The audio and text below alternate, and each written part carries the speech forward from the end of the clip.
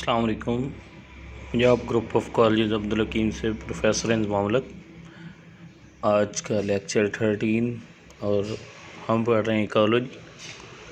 ये BS zoology 6 semester और chemistry 4 semester दोनों के लिए है। तो सबसे पहले हम देखते हैं, टॉपिक हमारा है sulphur cycle. Sulphur is the one of the most important component that makes up protein and vitamins. लाजमी बात है बेटा, प्रोटीन्स और वाइटामिन्स दोनों ही ज़रूरी पोर्शन हैं हमारी डाइट का। Sulphur is important for function of protein and enzyme in plants. तो अगर एंजाइम नहीं होंगे तो आपको पता है कोई भी रिएक्शन कंप्लीट नहीं हो सकता। तो इसलिए इसकी इम्पोर्टेंस है। And in animals depends on the plants faster. Animal जो हैं वो सल्फ़र के लिए फिर प्लांट्स के ऊपर डिपेंड करेंगे, क्योंकि प्लांट इससे बना रहे हैं। Plant absorb sulfur when it is dissolved in water. Animal consume these plants and so that they may take up enough sulfur to maintain their health. तो डिफ्यूज़ हालत में इसको एनिमल इनटेक करते हैं और उनकी जो सल्फ़र की रिक्वायरमेंट है वो मुकम्मल हो जाती है। Approximately 100 million metric tons of sulphur per year enters the global atmosphere through anthropogenic activities, primarily as sulfur dioxide from the combustion of coal and residual fuel oil. तो सल्फ़र डाइऑक्साइड जो आप जानते हैं कोयले वगैरह को ऑयल को जलाने से हासिल होती है। Then the sulfur cycle. The sulfur cycles are the collection of processes by which sulfur moves to and from minerals, including the waterways and living systems. Among the significant species involved in the sulfur cycle are gases hydrogen sulfide, mineral sulfides such as lead sulfide, sulfuric acid, the main constituent of the acid rain, and the biological bound sulfur and the sulfur containing protein. तो आपने अक्सर सुना होगा sulphuric acid का नाम, sulphur dioxide का नाम, hydrogen sulphide का नाम। ये इसके मेन कंपोनेंट्स हैं सल्फ़र साइकिल के। Essential steps of sulphur cycle are mineralisation of organic matter, oxidation of sulphide and elemental sulphur, reduction of sulphate to sulphide, then comes the microbial immobilisation of sulphur compounds. The simplified diagram of the sulphur cycle, जिसमें आप देख सकते हैं कि hydrogen sulphide मिल रहा है oxygen की मौजूदगी में, तो ये बन रहा है सल्फ़र डाइऑक्साइड। अब सल्फ़र डाइऑक्साइड ऑक्सीजन के साथ मिल रहा है और वाटर की मौजूदगी में ये बन रहा है सल्फ्यूरिक एसिड।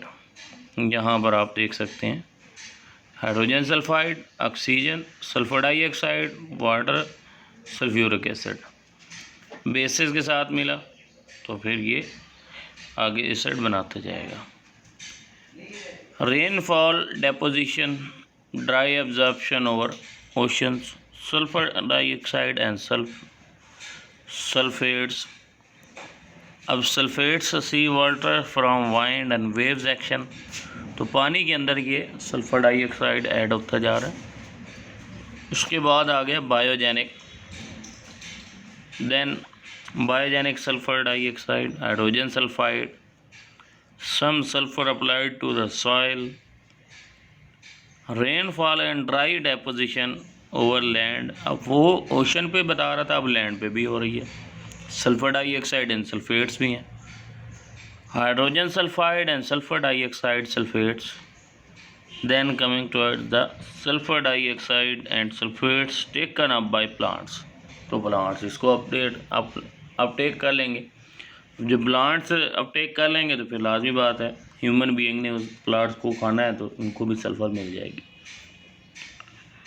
और अगर हम ये सल्फोनेटेड वाटर पिएंगे, पानी में कहीं ना कहीं ये मिनरल ऐड होगा, तो इस तरीके दो तरीके से हमें ये मिल जाएगा, एक सल्फोनेटेड वाटर के ज़रिए और दूसरा जो है वो उसमें प्लांट्स की प्रोटीन्स की फॉर्म में जो है प्लांट से हमें मिलेगा। Effects of atmospheric sulphur dioxide, अक्सर आपने सुना होगा कि सल्फ़र डाइऑक्साइड और कार्बन मोनोऑक्साइड और नाइट्रोजन ऑक्साइड, इस तरह से जो है ना ये गैसेस बड़ी जहरीली भी हैं। Its primary effect is upon the respiratory tract, सांस की नाली के ऊपर इसका ज़्यादा असर होता है। Producing irritation and increasing Airways resistance, especially to people with respiratory weakness and sensitized asthmatics। हाँ जी, सांस की बीमारियां जो हैं। Sulphur dioxide causes death in humans at 500 ppm। ppm का मैंने पहले भी बताया था, ppm का मतलब होता है पार्ट्स पर मिलियन। तो सल्फर डाइऑक्साइड की रेशो जब 500 पार्ट्स पर मिलियन का मतलब है 10 लाखवां हिस्सा, ठीक है जी। 500 10 लाखवां हिस्सा, आप इस तरह से इसको डिफाइन करेंगे, लेकिन इसको वहीं रहने दें तो बेहतर है। 500 ppm आप कह लें।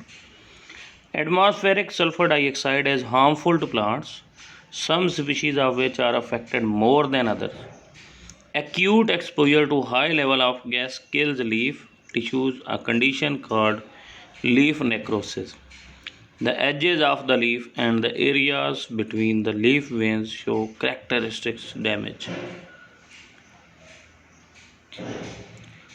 Chronic exposure of plant to sulfur dioxide causes chlorosis, a bleaching or yellowing of the normally green portion of the leaf. तो जब सल्फर डाइऑक्साइड ज़्यादा एक्सपोजर होता जाए तो वो भी ख़तरनाक है। उसके लिए वो कहता है कि ये जो है प्लांट के लीव्स को येलो कर देगा या बिल्कुल कलरलेस करता जाएगा, ग्रीन नहीं रहने देगा। Long term low level exposure two sulphur dioxide can reduce the yield of grain crops.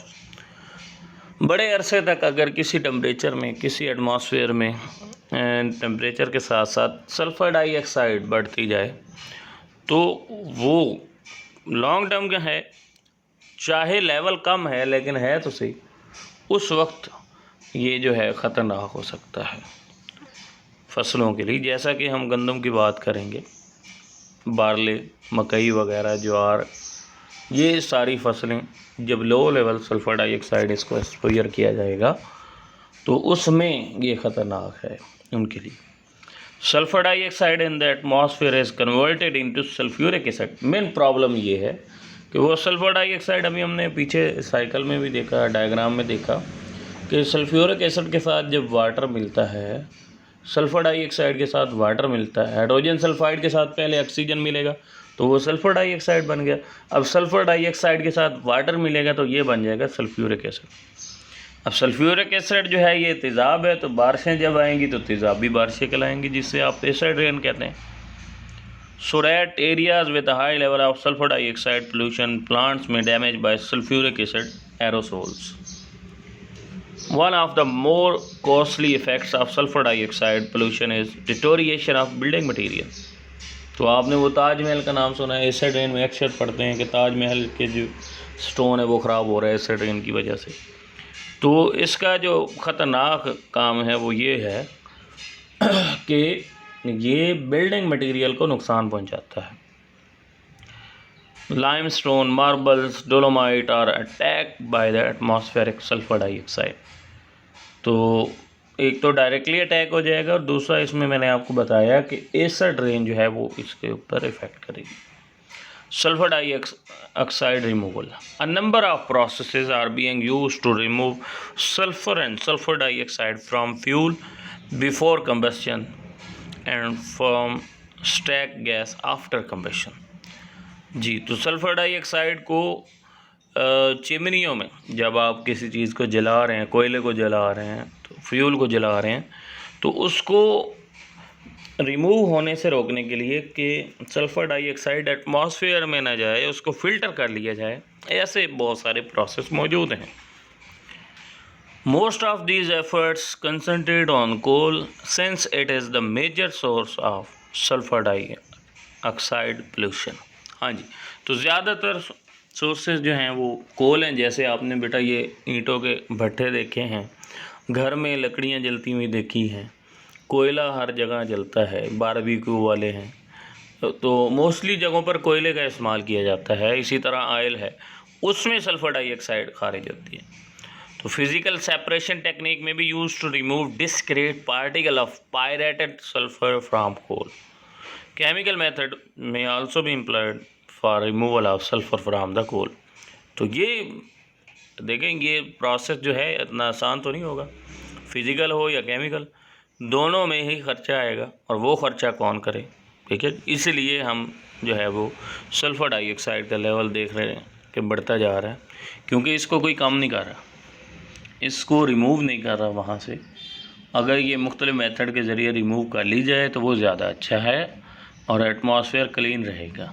अब यहाँ पे मैं आपको बताता जाऊँ, ये आजकल कोरोना फैला हुआ है, आपने देखा होगा कि माहौल जो है अब वो बिल्कुल क्लीन हो चुका है। अब बारिशें भी टाइम पे हो रही हैं, हवाएं, आंधी, धूप भी एक ख़ास लेवल में है, वरना इन दिनों में इतनी ज़्यादा धूप होती थी वो अभी आपको नज़र नहीं आ रही। तो यहाँ से हमें ये बातें क्लियर हुई कि जो इकोलॉजी है इसका डायरेक्ट रिलेशनशिप है लिविंग ऑर्गेनिज़म के साथ। तो ये गैसेस कहाँ से खारिज हो रही, धुओं से, चिमनियों से, फैक्ट्रियों से। आजकल वो बंद पड़ी हैं, अब माहौल साफ़ है हमारा। तो इसलिए हम क्यों ना और फैक्ट्रीज़ को पहले से ही प्री ऑर्डर दे दें कि आप जो है वो जहरीली गैसें खारिज ही ना करें, उनको फ़िल्टर कर लें। तो इस तरह के अहकाम उठाने पड़ते हैं गवर्नमेंट को, इसलिए आपको पढ़ाई जाती है इकोलॉजी, ताकि आप इन चीज़ों को समझ सकें। ये कुछ साइकिल सा बना हुआ है, इसकी बेहतर पहले वाला ही ठीक था, सल्फेट्स वाला जो है। यहाँ पे आप देख सकते हैं मेटल सल्फाइड डिपॉजिट हो गई है, यहाँ पे hydrogen sulphide, sulphates, organic material, elemental sulphur, sulphide, hydrogen sulphide से सल्फाइड बना, सल्फ़र बना, सल्फेट, ऑर्गेनिक। तो ये एक साइकिल सा बना हुआ है इस तरह से। ये पहले आपने बनाए हुए साइकिल आपको मैंने दिए थे जी। तो ये साइकिल है sulphur dioxide from combustion of fossil fuel. जी, फॉसल फ्यूल, ये देखें मैंने अभी बात की थी भट्ठों की, तो ये देखें भट्ठा सा बना हुआ है, उसके धुएँ के अंदर जो है वो सल्फ़र डाइऑक्साइड बन रही है, ठीक है जी। उसके बाद नीचे mining, sulphur dioxide and fossil fuels, sulphates and soil, ये सारे जब ऊपर की जानिब निकलेंगे यहाँ पर, तो ये सल्फ़र डाइऑक्साइड की जगह वो ले लेंगे। Sulphur and living organism, gas से लिविंग ऑर्गेनिज़म भी खारिज करते हैं, तो ये सल्फ़र डाइऑक्साइड की सूरत में हवा में इकट्ठी हो जाती है। Then coming said toward sulphur dioxide from volcanoes, आतिशफ़शां पहाड़ों से निकल रही है ये सारी सल्फ़र डाइऑक्साइड जो है वो इस ड्रेन की सूरत में नीचे आएगी। एक तो सॉइल में ऐड हो जाएगी और दूसरा समंदर में चली जाएगी, ओशन में।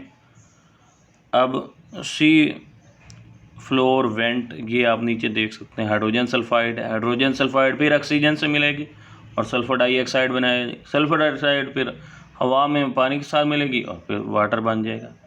तो ये इसका साइकिल है, सिंपल सा साइकिल है, कोई इतना ज़्यादा कम्प्लेक्स नहीं है। देन ऑक्सीजन साइकिल हमने पहले पढ़ा हुआ है। तो यहाँ तक आज का लेक्चर था, मज़ीद कोई मसला हुआ तो आप मुझसे पूछ सकते हैं बेटा।